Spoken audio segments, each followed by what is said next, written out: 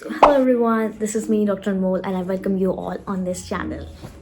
Well, everyone, I know only 2 months are left for NEET SS and 3 months are left for INISS. And बस Feb तो बहुत ही जल्दी निकल जाएगी. Feb का तो only 28 days and it will be quickly gone. चुटकी मारो एंड ख़त्म. And I know very well, मुझे आप लोगों के दुख का बहुत अच्छे से एहसास है क्योंकि इतना ज़्यादा सिलेबस, इतना vast syllabus of general surgery, like 92 chapters of your Love and Bailey and your 72 chapters, I guess, of your Sebastian. I know it's really hard for you guys to complete those within 1.5 months. So from today onwards, I will make every day one video to help out you guys in completing and revising your syllabus. But for that, you need to compromise with me by subscribing to my channel so that I feel more enthusiastic and will make more such videos, for informative videos and motivational videos for you guys. So without wasting any of your time guys, let us start this video. So सबसे पहले NEET SS की journey के लिए आपको पता है you need 2 books that are more important. One is your Love and Bailey and other one is your Sebastian. Third book भी है जो कहते हैं ब्रेस्ट एंड एंडोक्राइन सर्जरी के लिए बहुत इंपॉर्टेंट है, दैट इज़ अ शॉर्ट्स. ठीक है, लेकिन अब इतना कम टाइम रह चुका है, ओनली 1.5 months लेफ्ट, तो मतलब उसमें आप क्या ही कर लोगे. मतलब हर बुक की हर लाइन आप नहीं याद कर सकते इस टाइम पे, मुझे भी पता है. एंड बहुत ज़्यादा प्रेशर होता है इस टाइम पे. I know it, I have faced it all, that is why I know it very well कि बंदा हर बुक का, हर पेज का, हर लाइन नहीं याद कर सकता. तो उसके लिए मैंने ये वीडियो बनाने का मकसद ही ये है कि हर वीडियो जो आएगी उसमें क्या होगा कि I will make the revision videos. मतलब एक तरह की रिवीजन हो जाएगी आप लोगों के साथ जो आपने पढ़ा होगा.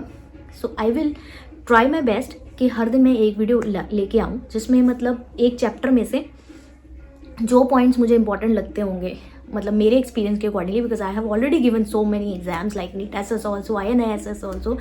ठीक है, जैसे कि आपने मेरी पुरानी वीडियोज़ में देखा है, तो उसके accordingly the things I feel जो इम्पॉर्टेंट है आपको आ सकता है एग्ज़ाम में. लाइक ट्रॉमा में जो मुझे लगेगा कि मैनेजमेंट ऑफ ट्रॉमा इंपॉर्टेंट है, उस पर आ सकता है. How to manage a splenic trauma, कैसे मैनेजमेंट करेंगे, क्या क्लासिफिकेशन है इंजरी की, मतलब एवरीथिंग. ठीक है, तो मुझे जो टॉपिक्स उसमें से इंपॉर्टेंट लगेगा मैं उसके रिगार्डिंग आपको ओनली जस्ट 10 and 15 minutes की वीडियो एवरी डे आपको लेके आऊँगी. उसमें से क्या होगा कि आपकी रिवीजन होगी और आपको पता चल जाएगा. आपको पूरी बुक रीड करने की जरूरत नहीं पड़ेगी, पूरा चैप्टर रीड करने की जरूरत नहीं पड़ेगी. You just need to watch my video and just listen to my video and you will grasp each and everything. And after that you can, अगर आपको फिर भी लगता है तो you can check from your book and revise from that there also.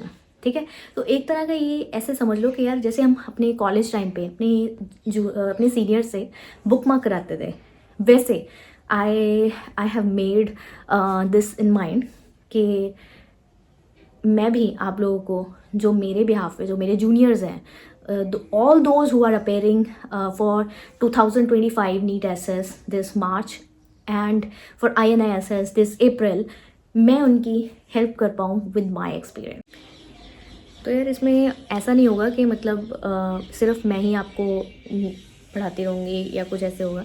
आप लोगों को भी जो लगता है कि जो इम्पोर्टेंट टॉपिक्स हैं जो आपको नहीं समझ में आ रहे, या आपको लगता है कि you want to ask to me that whether it is important और not, you can easily message in the comment box कि मैम प्लीज़ इस पे ये वाले टॉपिक पे वीडियो बनाओ, शॉक पे वीडियो बनाओ, हमें शॉक पे कुछ जानना है, या फिर कुछ ब्लड ट्रांसफ्यूजन के रिलेटेड कुछ वीडियो बनाओ.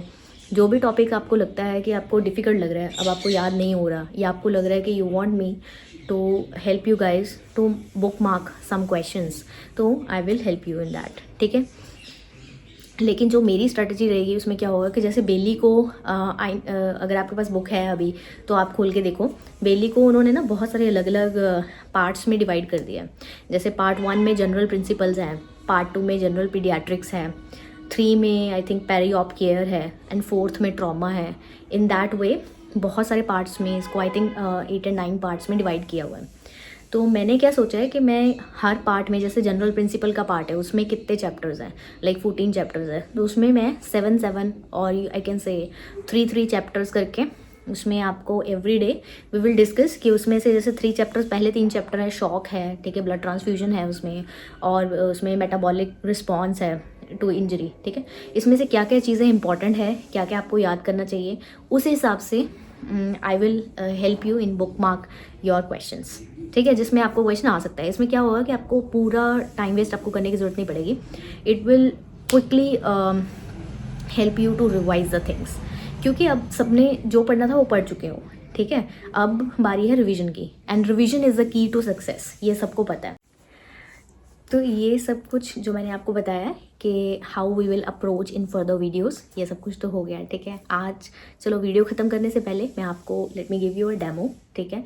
एक क्वेश्चन हम सॉल्व कर ली, एक क्वेश्चन मैं आपको बता ही देती हूँ जो कि बहुत इंपॉर्टेंट है, बहुत सारे प्रीवियस ईयर्स क्वेश्चंस में ये आ चुका है, एंड आप इसको बुक मार्क कर लो या कहीं भी लिख लो, जो भी मैं आपको क्वेश्चंस बताऊंगी, ताकि आपको आगे जाके कोई डिफ़िकल्टी ना हो, and you will feel easy to answer that question quickly without thinking twice in your exam, okay. So आज का topic, because today is revision day 1, तो मैं आपको ऐसे खाली नहीं भेजूंगी विद माई वीडियो, एक क्वेश्चन और एक टॉपिक हम रिवाइज करके ही जाएंगे। तो इसमें हम टॉपिक रिवाइज करेंगे, that is a complications of blood transfusion. That is a very important question, और बहुत बारी ये प्रीवियस ईयर्स में आ चुका है। आई नो ये बहुत ही ज़्यादा कॉमनली मिस्टेकन टॉपिक है, अगर वहाँ पे जाके आप भूल गए और एक क्वेश्चन आपने रॉन्ग कर दिया, you will get 4 negative mark, है ना। तो without wasting any time, let me discuss the complications of blood transfusion. So the blood transfusion complications, it could be due to the single time blood transfusion, or it could be due to the massive blood transfusion. The single time blood transfusion, the complications could be transfusion related hemolytic reaction, or it could be febrile transfusion reaction, like fever can be there, allergic reaction can be there. There could be infections like bacterial, hepatitis, HIV, could be malaria also. There could be air embolism, there could be thrombophlebitis also, and there could be acute lung injury also. That is also a transfusion related complication due to single blood transfusion. So the point that needs to be take back home is which blood product causes acute lung injury as a complication, that is the FFP. और ये question previous year आया हुआ है, और इसको पूरा book mark कर लो, अच्छे से स्टार लगा लो और इसको याद रखना.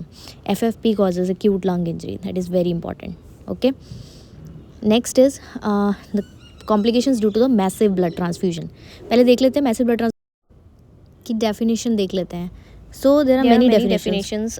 First one is replacing one entire blood transfusion within 24 hours, or you can replace 50% of total blood volume within 3 hours. And there's a transfusion of more than 10 units of PRBC in 24 hours, or there could be a transfusion of more than 4 units of PRBC within 1 hour.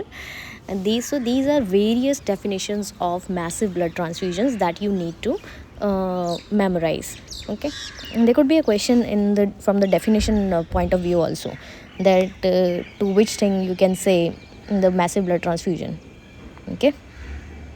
So let us discuss complications of massive blood transfusion. There could be decrease in the calcium level, and there could be decrease in potassium level, and increased potassium, hyperkalemia also, and there could be chances of hypothermia also. So in case you are giving the patient massive blood transfusion, then you need to take care of all these things. To prevent the coagulopathy, we give the massive blood transfusion in the ratio of 1:1:1. That is that is a PRBC, FFP and platelets, okay, so that there could be no coagulopathy. Okay guys, that's it for today. आज बहुत सारी information आपको मिल चुकी है about how we will proceed every day with the revision strategy. Okay guys, see ya, and keep revising the things, and don't waste your time on your phone, all right. And subscribe to my channel and follow me for more such videos. Thank you.